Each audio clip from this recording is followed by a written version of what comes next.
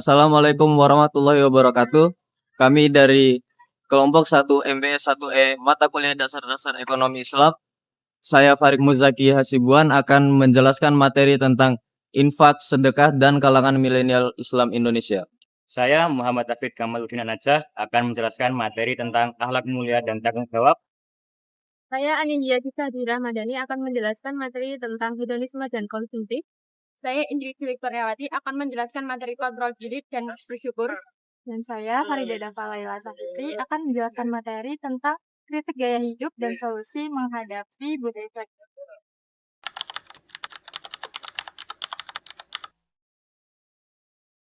Di sini saya akan menyampaikan kritik mengenai gaya hidup dan juga solusi untuk menghadapi budaya flexing. Konsep harta atau amal dalam Islam merupakan amanah atau titipan dan ujian dari Allah, bukan berarti kepemilikan mutlak atau tujuan hidup tertinggi.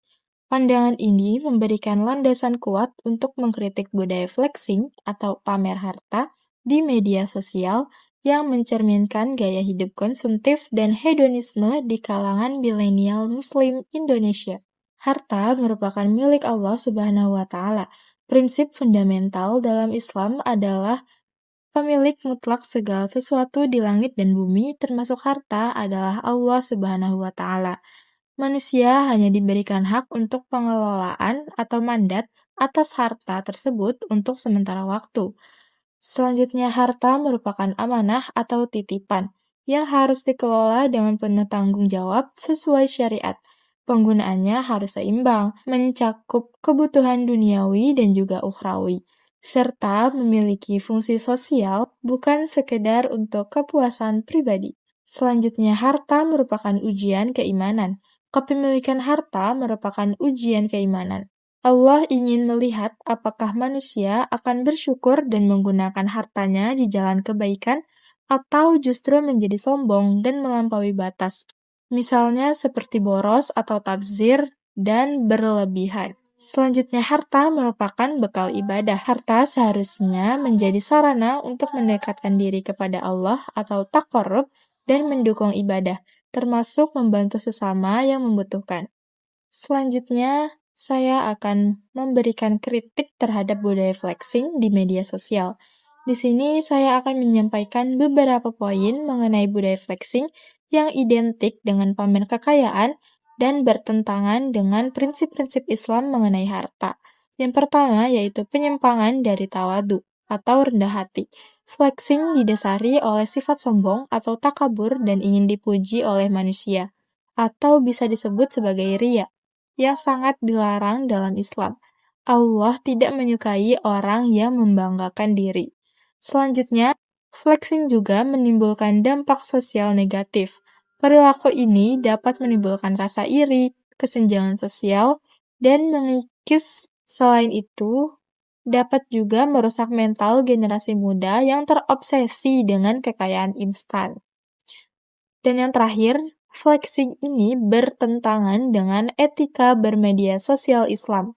Islam mengajarkan untuk menjaga lisan digital, menghindari ghibah, fitnah, dan hal-hal yang dapat menimbulkan kemudorotan.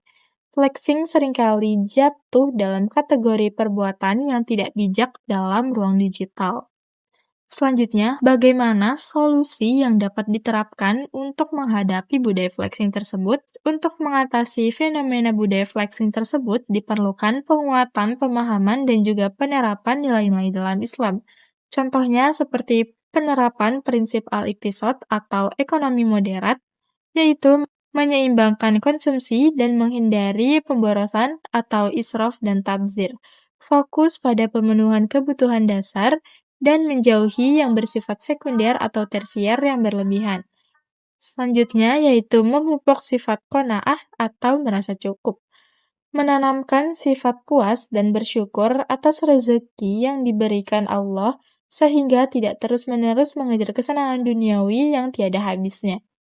Selanjutnya ada menjaga niat dan juga keikhlasan. Menggunakan media sosial sebagai sarana untuk menebar kebaikan atau dakwah dan mengingat hisab atau pertanggungjawaban di akhirat atas segala perbuatan, termasuk unggahan di media sosial. Yang terakhir, kita harus berfokus pada fungsi sosial harta, yaitu menggunakan sebagian harta untuk infak, sedekah, dan zakat untuk membantu orang lain, alih-alih memamerkannya untuk kebanggaan diri. Materi selanjutnya, infak dan sedekah dalam Islam. Infak dan sedekah merupakan ajaran paling penting dalam Islam yang menempatkan harta sebagai sarana ibadah dan kebaikan sosial. Islam mengajarkan bahwa setiap harta yang dimiliki manusia hanyalah titipan Allah, dan sebagian dari harta itu mengandung hak orang lain yang harus ditunaikan. Infak tidak hanya berarti mengeluarkan harta dalam jumlah besar, tetapi juga tentang ketulusan dan kepedulian. Sekecil apapun pemberian seseorang, selama dilakukan dengan ikhlas, ia bernilai besar di sisi Allah. Sedekah pun menjadi wujud nyata dari kasih sayang dan solidaritas sosial. Ketika seseorang memberi, ia tidak hanya membantu mereka yang membutuhkan, tapi juga membersihkan hatinya dari sifat kikir, tamak, dan cinta dunia yang berlebihan. Dalam ajaran Islam, sedekah diyakini sebagai cara membantu membuka pintu rezeki dan mendatangkan keberkahan hidup. Karena itu, memberi bukanlah tentang kehilangan, tetapi tentang memperluas keberkahan dan memperkuat hubungan manusia dengan Tuhannya. Infak dan sedekah pada akhirnya adalah latihan spiritual yang membentuk karakter Muslim agar lebih empati, rendah hati, dan bertanggung jawab terhadap sesama. Selanjutnya, kalangan milenial Muslim Indonesia. Nilai ini sangat penting mengingat mereka hidup di tengah arus digitalisasi dan budaya gaya hidup modern yang sering mendorong perilaku konsumtif, hedonis, dan fenomena flexing di media sosial. Meskipun menghadapi tantangan tersebut, generasi milenial memiliki potensi besar dalam praktik kedermawanan berkat kedekatan mereka dengan teknologi, akses mudah terhadap platform donasi online, kampanye sosial digital, dan gerakan filantropi memungkinkan milenial berkontribusi secara lebih cepat dan efektif. Dengan membiasakan diri berinfak dan bersedekah, milenial dapat mengontrol gaya hidup, menghindari pemborosan, membangun identitas sebagai muslim yang peduli dan amanah. Pada akhirnya, penerapan nilai-nilai ini dapat mendorong terbentuknya generasi yang tidak hanya cerdas secara digital tetapi juga berkarakter sosial dan spiritual yang kuat. Baik, selanjutnya adalah materi kontrol diri dan bersyukur. Kontrol diri adalah kemampuan untuk mengendalikan hawa nafsu dan perilaku agar sesuai dengan tuntutan agama. Dalam konteks harta, kontrol diri diperlukan untuk yang pertama, menghindari materialisme, yaitu mencegah pandangan bahwa kesuksesan diukur dari banyaknya harta yang dimiliki. Selanjutnya adalah mengatasi sifat kikir dan boros, yaitu menahan diri dari sifat kikir dan membelanjakan harta yang secara berlebihan dan hidup sederhana. Selanjutnya yang ketiga adalah menghindari harta haram, yaitu mengendalikan diri untuk tidak mencari harta yang haram melalui cara-cara yang dilarang, seperti riba, judi, atau bahkan menipu. Baik, yang keempat adalah memprioritaskan sebuah kebutuhan. Jadi, mengarahkan nafsu untuk membelanjakan hal-hal yang dibutuhkan terlebih dahulu dan memprioritaskan suatu barang yang kita perlukan, suatu kebutuhan yang kita perlukan. Jadi kayak membagi kebutuhan dibagi menjadi 3, yaitu kebutuhan primer, kebutuhan sekunder, dan kebutuhan tersier. Baik, selanjutnya adalah menjaga tanggung jawab. Menggunakan harta untuk hal-hal yang positif seperti menginfakkan, bersedekah, berzakat sebagai wujud bentuk tanggung jawab atas amanah tersebut. Baik, selanjutnya adalah materi yang kedua, yaitu bersyukur. Bersyukur adalah sikap menghargai dan memanfaatkan serta meliputi nikmat Allah sesuai dengan kehendaknya. Bentuk syukur dalam mengelola harta meliputi yang pertama adalah mengakui pemberian Allah, meyakini bahwa setiap harta yang diperoleh adalah karunia dan nikmat dari Allah Subhanahu wa taala, bukan semata-mata hasil atas usaha kita sendiri. Yang kedua adalah memanfaatkan sesuai dengan syariat, yaitu menggunakan harta di jalan yang benar dan bermanfaat, baik untuk diri sendiri, keluarga, maupun masyarakat sebagai bentuk nyata rasa syukur kita. Selanjutnya adalah berbagi. Secara teratur, memberikan sebagian harta untuk zakat dan bersedekah kepada sesama yang membutuhkan. Ini adalah bentuk investasi rasa syukur secara sosial yang dapat mendatangkan keberkahan dalam hidup.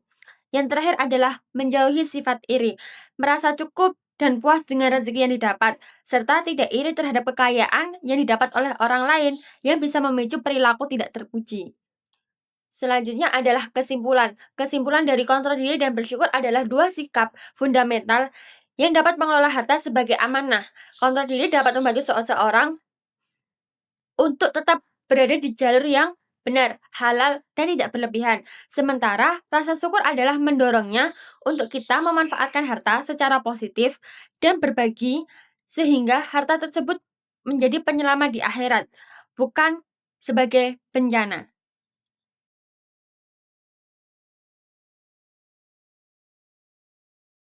Pengertian hedonisme dalam ekonomi. Dalam konteks berdasar ekonomi, hedonisme dipahami sebagai pandangan bahwa individu membuat keputusan ekonomi untuk memaksimalkan kepuasan atau utilitas. Artinya, setiap konsumen bertindak untuk memperoleh tingkat kebahagiaan tertinggi dari barang dan jasa yang mereka konsumsi. Yaitu satu, konsep utama hedonisme, yaitu tujuan utamanya adalah mencari kesenangan dan kepuasan atau bisa disebut dengan utility. Individu bertindak untuk memaksimalkan utilitas. Dua, perilaku konsumen. Konsumsi dilakukan bukan hanya untuk kebutuhan, tetapi untuk kesenangan, gaya hidup, pengalaman, serta munculnya perilaku belanja impulsif dan konsumtif. Tiga, ada utilitas atau kepuasan. Utilitas dibedakan menjadi dua, yaitu ada utilitas fungsional dan hedonistik.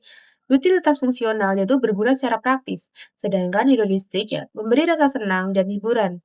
Banyak sektor bergantung pada utilitas hedonistik seperti fashion, kuliner, serta hiburan, dan teknologi. 4. Itu ada dampak dalam ekonomi. Dampak positifnya yaitu meningkatkan permintaan, mendorong pertumbuhan ekonomi, dan memicu inovasi produk dan jasa. Negatifnya yaitu konsumsi berlebihan, pemborosan keuangan, dan ketergantungan pada kenikmatan. Dan selanjutnya itu ada perilaku konsumtif, yaitu perilaku membeli barang dan jasa melebihi kebutuhan, dipengaruhi dengan gaya hidup dan tren. Faktor penyebab perilaku konsumtif satu yaitu internal, seperti keinginan tampil modern, kurang kontrol diri, kepuasan sesaat, serta kebiasaan yang berlebih. Faktor eksternalnya yaitu ada iklan dalam media sosial, lingkungan pergaulan, budaya hedonisme, dan diskon promosi.